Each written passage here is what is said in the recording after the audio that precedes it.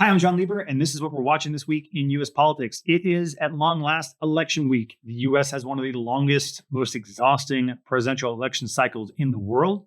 That basically begins 2 years before general election day. And Tuesday of this week, it all comes to a conclusion.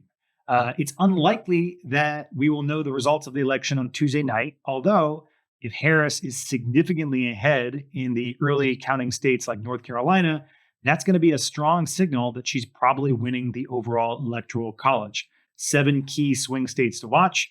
Trump looks like he has the advantage in Arizona and Nevada. And the election, like it did in 2016, could potentially come down to the 3 Rust Belt states, 3 so-called Rust Belt states of Pennsylvania, Wisconsin, and Michigan. On election night, Wisconsin and Michigan are likely to be known, but possibly not till late in the night. They were called for Biden late in the night on 2020. Pennsylvania is the real outlier when it comes to counting votes. And this is because Pennsylvania does not count its early ballots until the day of the election, which means that the people who vote in person in Pennsylvania, who tend to be Republicans, will know where they are when the polls close in the evening East Coast time on Tuesday night. But then overnight, you expect to see what's been called the blue shift, which is as those early and absentee ballots get counted, which are primarily Democratic, you will see Harris's vote share start to climb.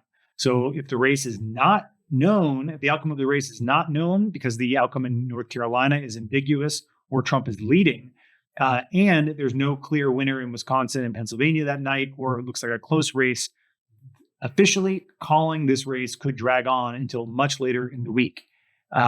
Just exactly what happened in 2020. Now, President Trump tried to exploit that gap in 2020 by saying he clearly had won in Pennsylvania and all these late breaking votes were all just fraudulent, which isn't true, but that's what he claimed, and that could happen again this cycle. The only situation in which we would get a genuinely ambiguous outcome where we wouldn't know the outcome for weeks at a time is if, one, there's evidence of widespread massive election fraud, which has not been the case at any time in recent U.S. history and is a very low probability event, or if it's such a close race in one of the key swing states like Pennsylvania, Michigan, or Georgia, where we don't actually know the winner because the margins are within several hundred votes. There is precedent for statewide elections being overturned in recent U.S. history, but typically those elections come down to about 500 votes. There's 31 recounts from the year 2000 before the 2020 presidential election. 3 were overturned because the margin was so incredibly close.